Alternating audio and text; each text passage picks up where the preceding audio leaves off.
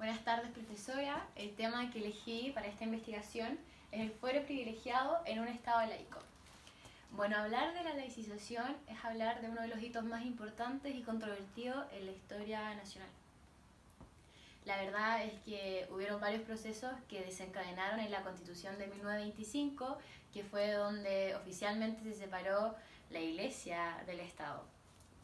Bueno, la verdad es que esta investigación tiene como objeto central la revisión de dos artículos del Código Orgánico de Tribunales, donde se le otorga un fuero a autoridades eclesiásticas.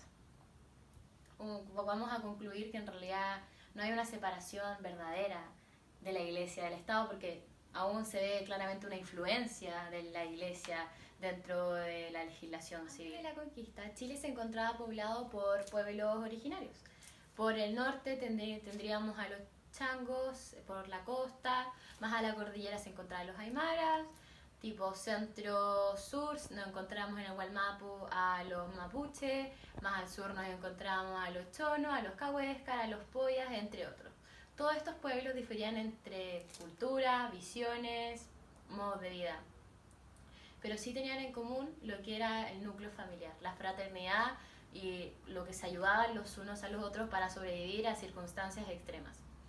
Ya con la llegada de la primera expedición de Pedro Valdivia, que trajo a su hueste española, y trajo consigo también al catolicismo, que tras múltiples evangelizaciones imperó entre los nativos.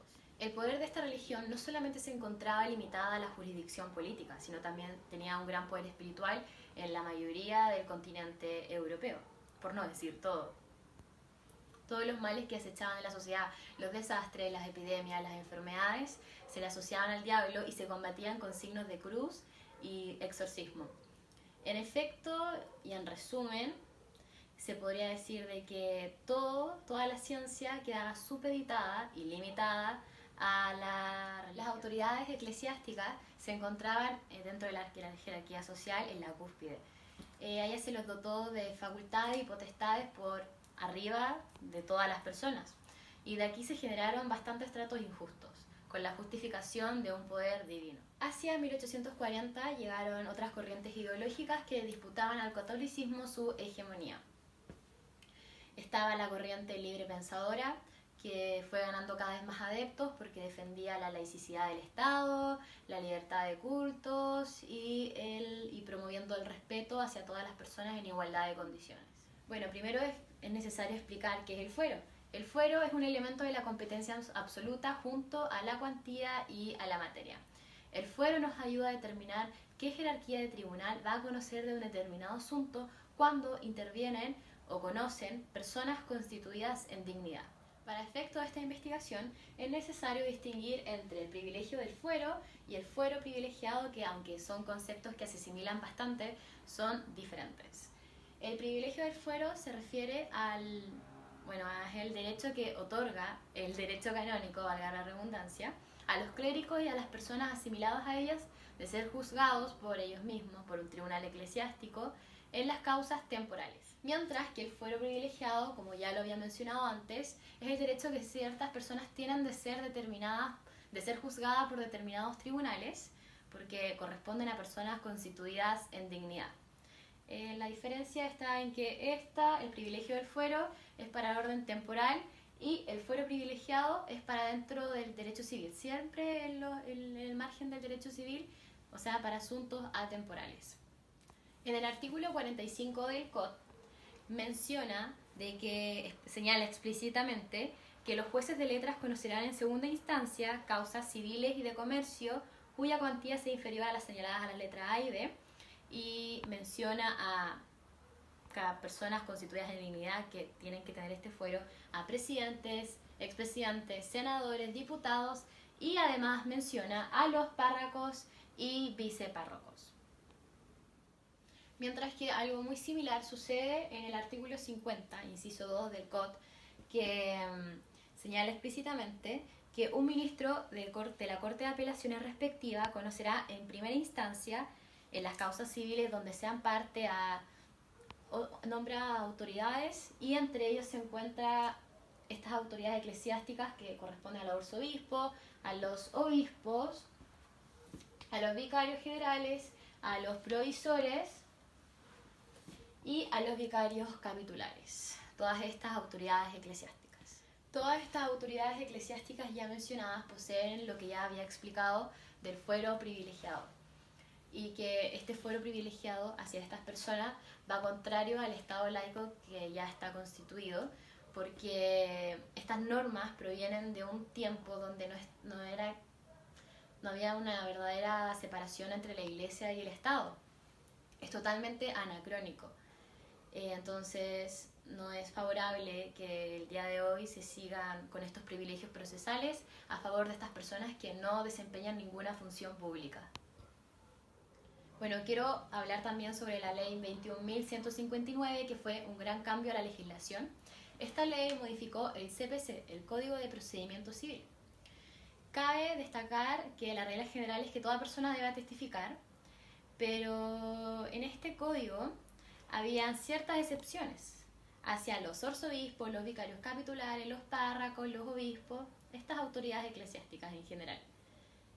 Y también otro privilegio procesal era respecto a la confesión en juicio. El artículo 389 señalaba que se encuentran exentos también de comparecer ante el tribunal.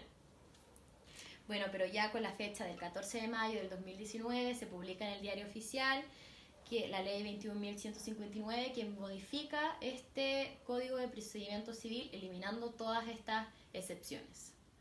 A pesar de que Chile fue el segundo país donde ocurrió más en profundidad la secularización del Estado, bueno, de forma no tan acelerada como en Uruguay, pero ocurrió, se sigue evidenciando en la actualidad una gran influencia de la religión, de la Iglesia, en asuntos políticos, que versan sobre el divorcio, el matrimonio homosexual, el aborto, la pastilla del día después, entre otras causas.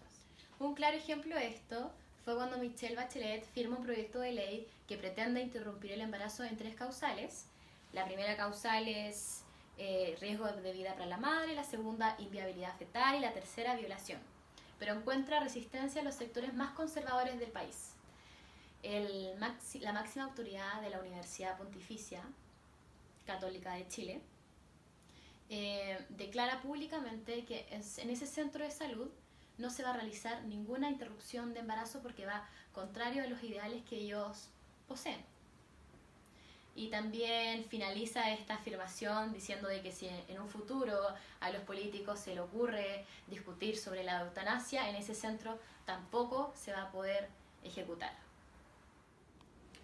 Otra situación similar es cuando el cardenal Ricardo Alzati declara durante el Te Deum ecuménico que la Iglesia enseña que los hijos son el don más excelente del matrimonio entre un varón y una mujer.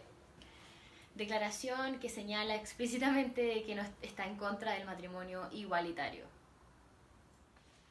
Bueno, la religión es un fenómeno social y que es extremadamente personal. Cada persona decide llevarlo al nivel que ella considere correcto.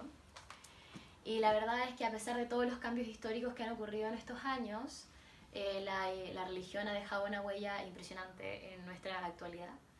Y que mezclar la religión con la política abre debates que ya se habían cerrado y que ese avance de la laicización de instituciones estatales y la libertad religiosa que cada uno de nosotros poseemos retroceda.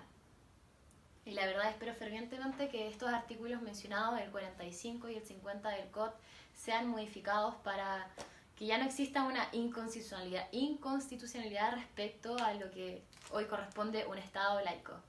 Muchas gracias.